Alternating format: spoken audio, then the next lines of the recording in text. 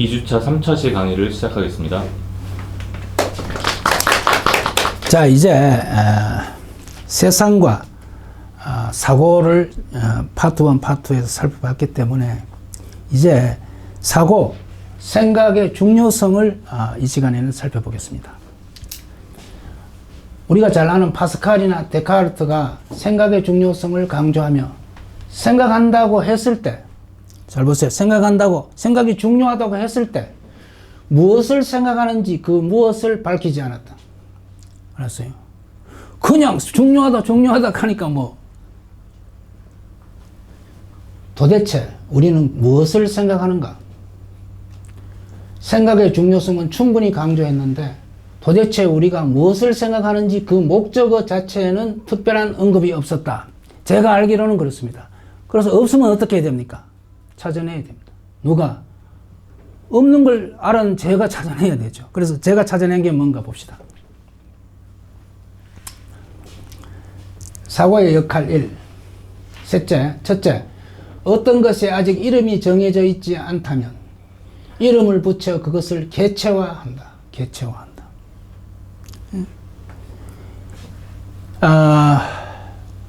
어떤 것이 이름이 없다면 거기에 이름을 붙여서 개체화하고, 개체는 이름이 붙여진 모든 것이다. 이름이 없는 것은 아직 개체가 되지 못했다. 아시겠어요?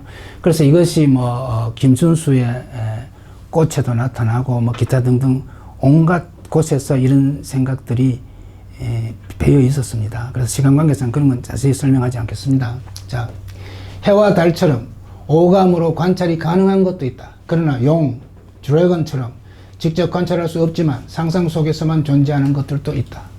로미오 앤 줄리엣처럼 문학작품 속에 등장하는 것 중 대개의 것들이 상상의 결과물이다. 아시겠죠? 그러나 어쨌건 이 세상에 존재하는 것에 이름을 붙여야 비로소 개체가 되고 존재하는 의미가 있게 된다. 그래서 김춘수의 시 꽃에서 그가 내 이름을 불러주기 전에는 나는 보잘것없는 몸짓이었다. 그러나 그가 내 이름을 불러주었을 때 나는 그에게 유의미한 꽃이 되었다. 이렇게 말하는데 그것을 저는 무의미한 몸짓이란, 이름 없는 무의미한 몸짓, 그건 개체가 되기 전.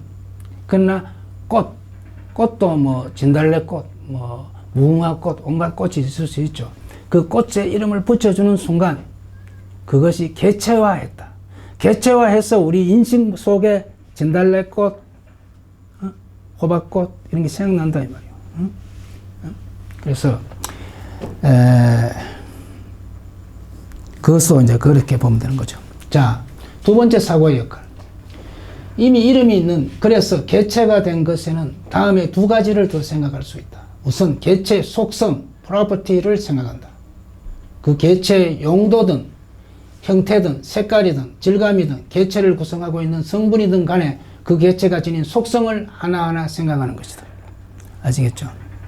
우리가 그 개체의 속성을 생각하는 것이다. 세 번째, 나아가서 개체가 2개 이상 존재한다면 그것들 간의 관계, relationship을 생각한다. 관계의 유무를 생각할 것이고, 관계가 있다면 관계의 속성까지도 생각할 것이다. 자, 결론 뭡니까? 이름이 없는 어떤 것에는 이름을 지어 개체화하고, 개체는 그 속성을, 개체 간에는 그 관계를 생각한다. 이것이 제가 우리가 도대체 무엇을 생각하는가에 대해서 제가, 물론 이것은 언어 분석을 통해서 귀납적으로 내린 결론이지만 제가 찾아낸 것은 이겁니다. 그래서 제가 여기서 보세요. 데카르트의 명제에서 책략된 목적어. 자, 데카르트 여러분 잘 아는 중학교 때부터 배웠던 게 뭡니까? I think therefore I am. I think therefore I am인데 think 타동사인데 보통 목적어가 생략되어 있다. 목적어 실종된 걸 내가 찾아드린다 이 말이에요. 이거 지금 찾은 게 아니고 이거 하면 수십 년 됐습니다. 그래서 보세요.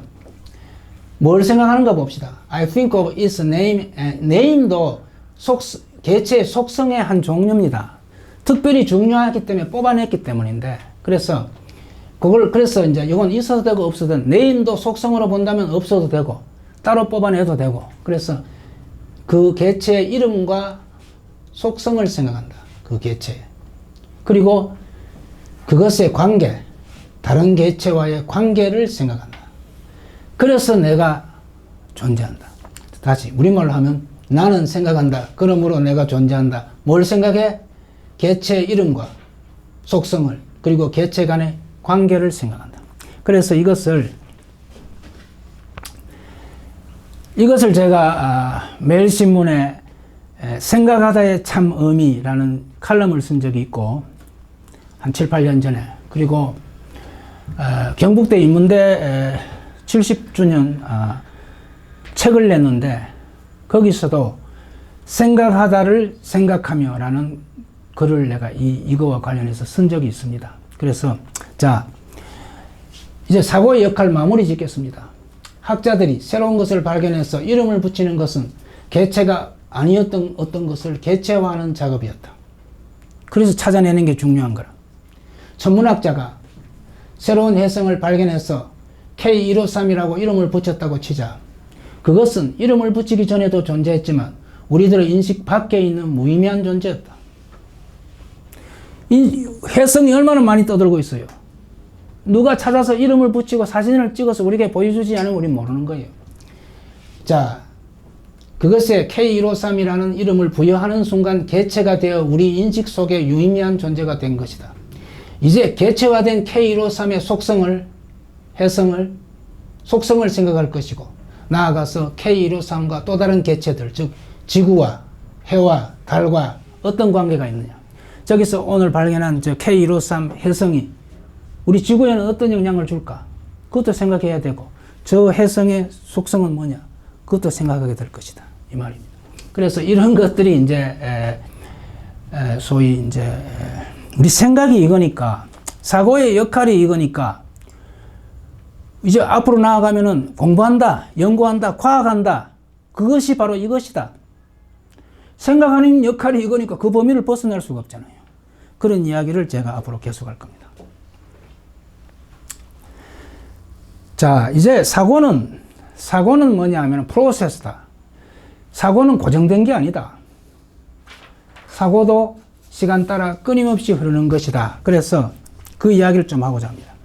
사고는 의식의 중심축. 갑자기 의식이 나오는데, 에델만이라는 이 의식을 연구한 학자가, 이 사람에 따르면 의식은 사고 또는 생각뿐만 아니라 감각, sensations, 지각, perceptions, 이미지, 감정, emotions, 기억, memories, 설명하기 힘든 느낌, vague feelings라고 표현한 걸 번역했어요. 병증, aches, 다소 장기적이며 치료를 요하는 아픔, 그다음 통증, pains, 주로 일시적이며 즉각적으로 동반되는 아픔까지 매우 일적인 것들을 포괄하는 넓은 개념이다. 다시 말해 의식은 우리가 뇌를 통해 지각할 수 있는 모든 것이다. 의식, 느끼는 모든 것, 간단합니다. 요거는 영어지만 보세요. 우리가 aches라는 것도 있고 pains가 있지만 ache와 pains의 차이를 정확히 구분해서 아느냐 하면은 이건 영어 시간에 교양 영어 문제가 되고 설명 방법이 되는데, 여기 내가 친절하게 설명을 해놨으니까 이걸 잘 보고 구분하세요. ache와 pain은 상당히 차이가 다릅니다. 자, 이제 그래서 ache는 좀 심각한 병입니다. 심각합니다.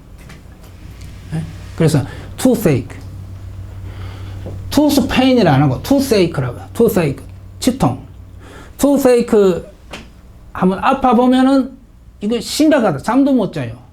나도 한번 그런 경험한 적이 있는데.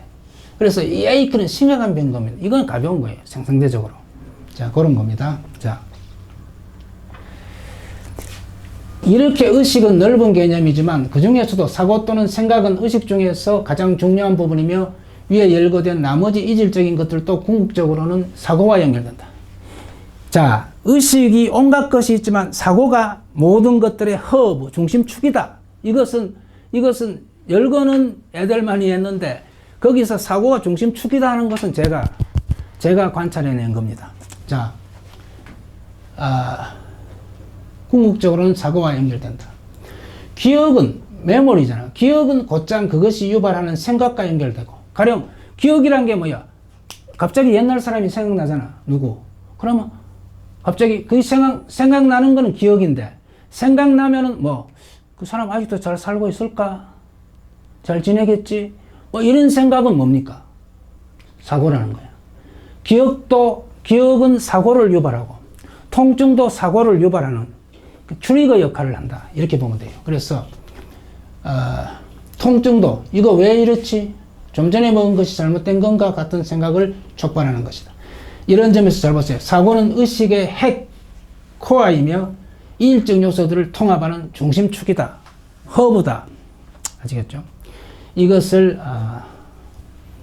제가 그 의식 그쪽을 보면서 제가 해설해낸 결론입니다. 자, 결론.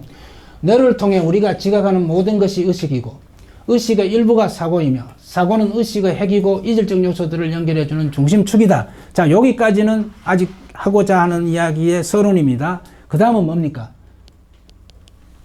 에델만이 뭐라고 했냐면은 의식은 고정된 사물이 아니라 끊임없이 변하는 과정, 프로세스다. 인 거예요. 그럼 어떻게 됩니까? 사고는 뭐라? 사고는 여러 가지 이질적인 요소 중에 의식이 구성하는 여러 가지 이질적인 요소 중에 한 가지잖아. 그러면 사고가 프로세스면, 의식이 프로세스면 사고는 뭐야? 자기도 프로세스지. 우리가 배를 타고 있으면, 강에서 배를 타고 있으면 배가 떠내려가면 나도 떠내려가야지. 맞잖아. 그러니까 의식이 프로세스라고 에델만의 이분이 정의했으니까 그럼 사고도 당연히 프로세스인 거지. 그 한 요소니까. 맞잖아. 그래서 결론, 의식이 프로세스이므로 그 중심축인 사고도 프로세스이다.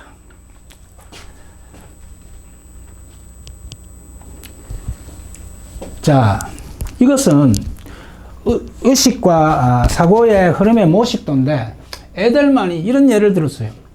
에델만이 이런 그림을 그린 건 아니고 에델만은 문장으로 표현한 것을 제가 이해하기 쉽도록 그림으로 한 그려봤어요. 뭐냐면은 우리가 글쓰기를 하면서도 방에 앉아서 책상에 앉아서 글쓰기를 하면서도 창밖으로 들어오는 햇빛도 가끔씩 느끼고 또 밖에서 들리는 자동차나 아이들의 노는 소음도 듣고 또 앉아있는데 내 다리나 왼쪽 발가락이나 혹은 어깨나 이런 데 약간의 통증이 있는 것도 느끼고 그러면서도 글쓰기는 계속한다 이 말이죠.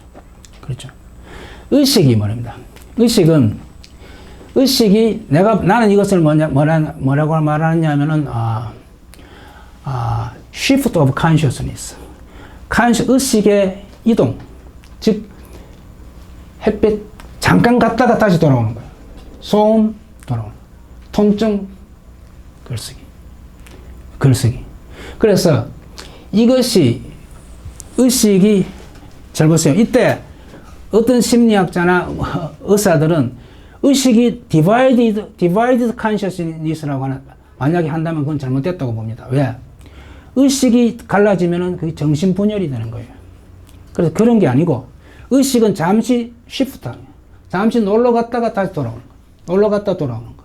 이때, 우리가 하는 과업이 쉬울수록 의식이 밖으로 많이 떠돕니다. 그러나 긴급한 상황이나 우리가 하는 일이 매우 중요할 때 우리는 의식이 밖을 못 떠돕니다. 아시겠죠? 그래서 어떤 일이 있냐면은 보통 교수님들의 강의를 들을 때는 밖에 막 애들 떠드는 소리도 한 번씩 들려요. 왜? 좀 편하게 들으니까. 그런데 오늘 중간 시험이다. 시험 50분 만에 답안을 작성해야 되는데 그때는 말이죠. 복도에 누가 떠드는지 무슨 일이 있었는지 전혀 기억도 못하고 막 일하는 거예요.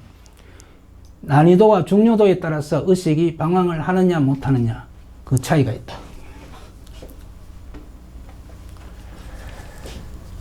자, 이제 사고의 초점인 주의의 이동. 주의는 attention인데 사고의 초점을 저는 attention이에요. attention. 우리의 주의를 집중하는 것. 그래서 아까 사고는 프로세스, 흐름이라 했잖아. 흐름은 어떻게 되느냐? attention의 이동이다 이거야. attention의 이동. 어떻게? 자네 이름이 뭐였지? 서연우. 연우. 그러니까 이 화면은 안 보이겠지만 연우가 우진이를 바라보고 웃고 있다. 이때 내가 이런 말을 한다면은 내가 어텐션을 연우에게 줬다가 돌려가 우진에게 주고 말을 하잖아. 그렇죠? 그래서 어텐션의 이동이다. 보세요. 젖꽃이 분홍색이다. 이걸 스냅샷처럼 흑백 사진, 카메라 사진처럼 딱 이렇게 한순간에 완성되는 게 아니다 말이에요. 젖꽃이 분홍색이다. 저 나무가 이 나무보다 크다. 이렇게 한 3토막, 2토막. 그래서 말이란 것, 글이란 것 전부 다 우리의 어텐션의 이동이다. 어텐션의 이동이다. 그래서 이 어텐션의 이동을 보여주기 위해서 내가 훌륭한 작품을 2개 소개하는데 하나는 뭐냐? 조두진 작가가 쓴 도모유키. 도모유키 이것은 임진왜란 말기에 일본 수군이 이순신 장군 때문에 본토로 일본으로 도망도 못 가고 그리고 내륙으로 들어오지도 못하고 저 순천 저 일대에 바닷가에 성을 쌓고 거기서 한동안 거주한 적이 있어요.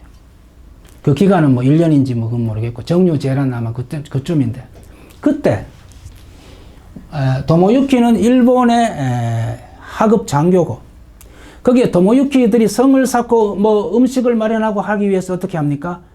한국의 마을을 침략해서 사람들을 붙잡아 와서 노예처럼 쓰겠죠. 그러면은 어떻게 되느냐 하면은 도모유키가 여자 주인공이 명회인데 명회라는 아가씨가 자기 아버지와 같이 붙잡혀 온 거라. 붙잡혀 온 거라. 그러니까 자기 아버지는 뭘 시키겠어요? 자기 아버지는 성곽 쌓고 이런 일을 시키고 아가씨는 젊고 예쁘니까 어떡하겠어요? 이제 성노예로 위안부로 쓰려고 하는 거야. 그러니까 도모유키가 하급 장교인데 딱 보니까 너무 아름답고 너무 순수한 거라. 그러니까 어떻게 했어? 보호해줄 본능이 생기니까 그 쫄자들인데 말하는 거라. 저 아가씨는 여래야. 저 아가씨는 노타지. 이런 식으로 해서 이제 그 아가씨를 보호하는 거야. 그래서 나중에 결국 어떻게 하느냐 하면은 일본으로 철수하는 배에서 도모유키가 탈출을 합니다. 왜 탈출하느냐 하면은 명회를 일본으로 가지 말고 나는 명회의 고향으로 찾아가서 살아야 되겠는데 명회의 고향을 정확히 모르는 거예요. 저 뭐 합천인가 뭐 저 경상남도인가 뭐 그쯤 되는 어느 마을인데 대충 들은 기억밖에 없는 거야.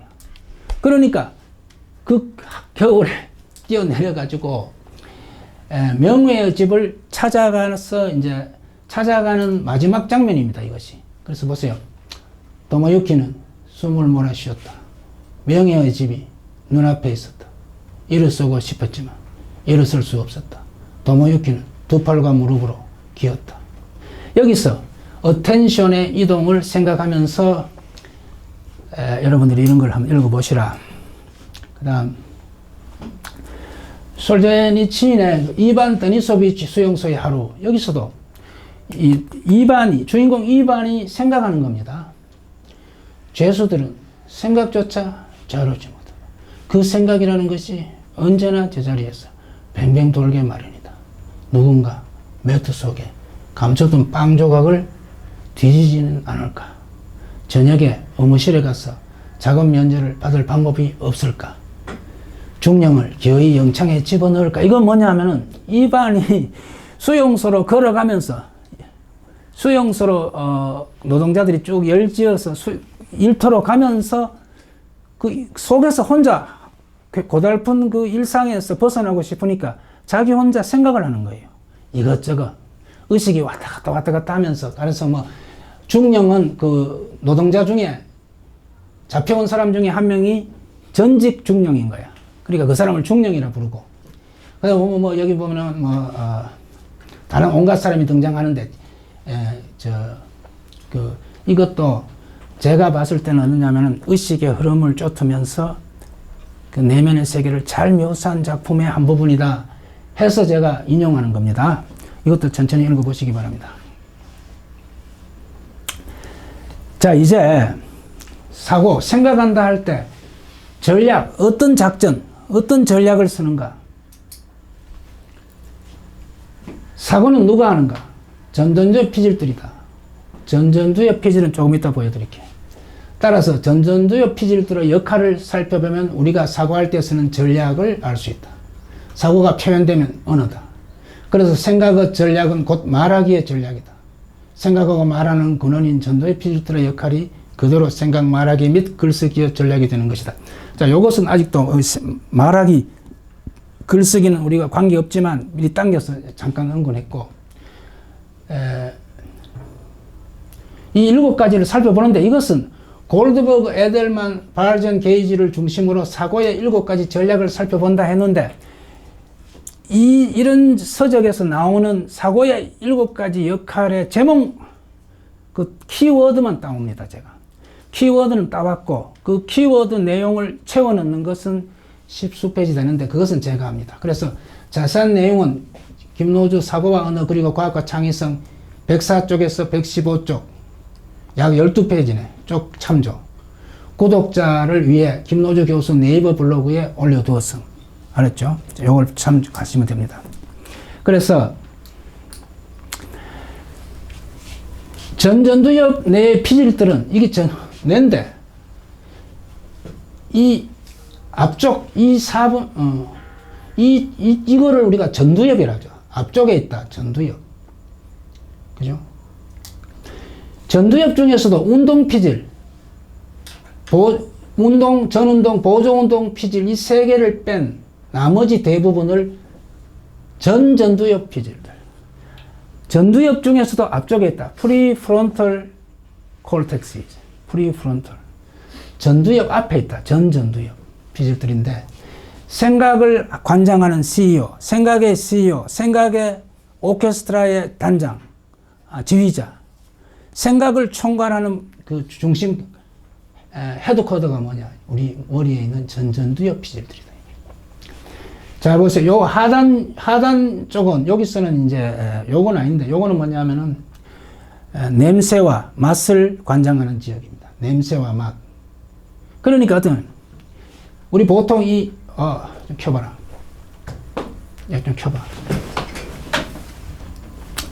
보통 이 두정력 여기서는 우리가 촉각을 주로 감지한다고 하고 우리의 오감 중에서 후두 여기가 시각, 비전, 시각을 관장하는 데죠. 측두엽 이것은 청각, 소리를 관장하는 데죠. 그러니까 보세요. 촉각, 시각, 청각, 그리고 후각, 미각. 이 오감으로 통해 들어오는 온갖 정보를 모아서 의사결정을 하고 생각을 만들어내는 센터가 어디냐? 이 전두엽 피질들 여기다. 알았죠? 이것들이 하는 중요 의무가 아까 말한 7가지고 이것들이 7가지가 곧 우리의 사고하는 전략이다 이 말이죠. 그래서 내가 이것들을 설명하는 겁니다. 자, 그러면 여기서 발전 게이지 응용이란 말을 제가 꼭 붙이는데 이건 뭐냐 하면은 발전 게이지의 책에 이런 이 그림이 나오는데 요즘은 저작권 때문에 이 그림을 함부로 옮길 수가 없어요.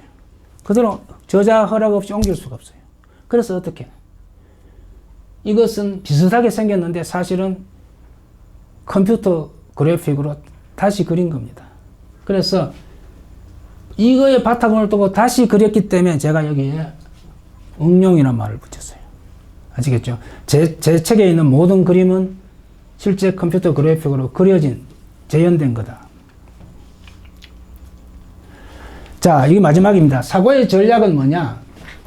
일의 목적을 설정하고, 목적 달성에 필요한 작은 과업들을 실행할 계획을 세우고, 큰 목적이 있으면 중간 세부 과업들을 실행할 계획을 세우고, 그 다음에 효율성과 경제성을 평가하여 작은 과업들의 우선순위를 정해주며, 야, 순서를 잘 정해야지. 엉뚱한 건 뭐야? 다 해놓고 나서 순서가 잘못됐네 하면 엉망진창 되잖아. 그렇지? 그래서 우선순위를 정해주며, 그 다음에 실행된 과업의 결과를 평가하며, 한 가지 작은 걸 했잖아. 그러면 잘했나 못했나 생각을 해보는 거야. 응? 이 과정에서 과업 수행에 방해를 줄 수 있는 해로운 간섭을 억제하고, interference라는 건데, 해로운 간섭을 억제하고, 우리가 공부를 하는데, 피타고라스 정리를 공부하는데 자꾸 이상한 생각이 드는 거 있잖아. 그 interference인 거라. 그 해로운 interference인 거라. 그것은 배제하고, 그러면 이 배제를 잘해야 공부를 잘하는데, 배제를 잘해야 공부를 잘하는데 결국 어떻게 되겠어요? 학교 성적이 떨어진다는 것은 이 인터피어런스에 약하다. 전전두엽이 그거를 억제를 잘 못하는 거예요. 알았지? 그래서 공부하는 것도 자기와의 싸움이다. 그 말이 많은 게 뭐냐면은 결국 그런 거다. 이 과정에서 해로운 간섭을 억제하고, 과업 수행 중에도 더 긴급하거나 더 중요한 다른 과업으로 혹은 과업 완성 후에 다른 과업으로 우리의 의식을 전환. 내가 간섭을, 그죠? 심리학에서는 보통 인터피어런스를 나쁘게 해석합니다. 간섭. 그러나 나는 해로운 간섭이라고 했던 이유는 나쁜 간섭도 있지만 좋은 간섭도 있다. 좋은 간섭. 그러니까 착한 간섭도 있다 이거예요. 그건 뭐냐 하면은 우리가 무슨 일을 하는데 중간에 잊어먹었다 이런 거 있잖아. 그지? 가령 집에 엄마들이 빨래를 뭐 세탁기에서 꺼내가 걸고 막 하는데 가스레인지에 물을 끓이고 있었잖아. 물을 끓이고 있었는데 그냥 깜빡 잊고 있으면 난리 나잖아. 그럼 차 싶어가 와야지. 그러니까 이 빨래를 넣는 것을 방해하는 그 인터피어런스는 좋은 거다. 착한 거다. 그래서 그런 것은 살려야 돼요. 그래서 이런 이야기가 나옵니다. 의식을 전환하기도 하고, 그리고 마지막으로 1부터 6까지를 수행하는 과정에서 필요한 언어적 혹은 비언어적 행위를 실행할 수 있게 뇌의 각 부분에 명령을 전달한다. 뇌의 각 부분에 1, 2, 3, 4, 5, 6 하면서 이렇게 전달하는 거죠. 이렇게 해서 그래서 여기서 이제 해로운 간섭을 억제하고 인터피어런스를 방해하고, 그러나 착한 인터피어런스는 그러면 good interference라고 해야 될지 모르겠는데, 하여튼 good interference는 받아줘야 됩니다. 그래야 괜찮다 이 말이죠. 그래서 이 부분은 제가 짧게 12페이지에 때는 자세히 설명했는데 짧게 설명하고 마칩니다. 자, 이제 오늘 강의를 마치고 다음 주 강의를 예고하겠습니다. 오늘 세상과 사고에서 이제 다음 주에는 사고와 언어를 하는데, 소제목으로는 위트겐슈타인의 언어, 그리고 이것은 위트겐슈타인의 이야기고, 그 다음부터 언어의 역할, 그 다음에 사고와 언어의 관계. 이 3번은 제가 연구했다고나 할까, 제가 생각하는 것을 이야기하고, 1번은 여전히 역시 위트겐슈타인의 바닥을 두고 제가 다음 주 3주차 강의를 다음 주에 하겠습니다. 자, 여러분 감사합니다.